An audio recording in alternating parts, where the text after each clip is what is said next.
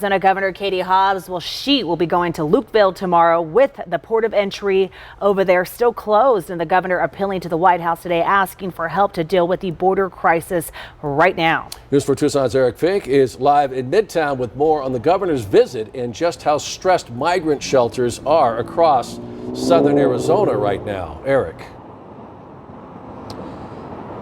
Good evening, Sean, Monica, to you both. We're at the Tucson Greyhound station, where there have not been street releases here in the city of Tucson for more than 4 years. But Pima County and City of Tucson leaders fearing that could soon change, with multiple shelters in our area overwhelmed. This as the governor plans a trip to Lukeville, plans a trip to see that port of entry that is closed tomorrow. This as migrants are coming through the border wall there. The governor sending a letter to President Biden to reopen that port of entry now. She also is calling on the federal government to deploy troops to the border town. She's writing a letter to the White House today, the governor saying in part, quote, of the approximately 2,500 National Guard members currently on federal active duty orders on the southern border, 243 are already in the Tucson sector and can be reassigned to reopen the Lukeville port of entry. I request that you do so immediately. Now, the big surge in migrant crossings has the Casalita shelter stretched to the brink tonight, and leaders in Pima County preparing for street releases. A Pima County spokesman telling us last night those street releases could have happened today, but I have confirmed within the last hour street releases will not happen in the city of Tucson today, but the weekend could see a different story.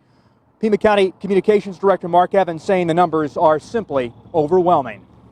2,000 yesterday, 1,800 the day before that, and 900 or more since September, and that's just been completely exhausting, and it taxes all of our resources, and it's caused us to burn through the available funding much faster than we were.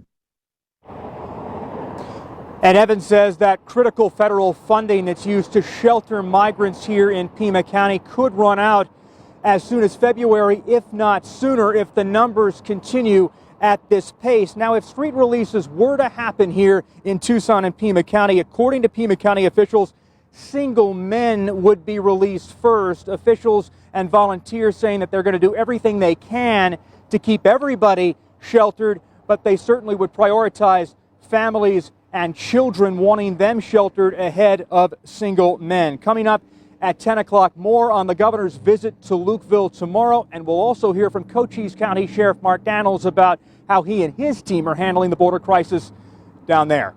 We're live tonight in Midtown. I'm Eric Fink, News 4 Tucson. Thank you, Eric, for the latest on that. And to watch the full interview with Pima County Communications Director Mark Evans, just head to our website, KVOA.com. Meanwhile,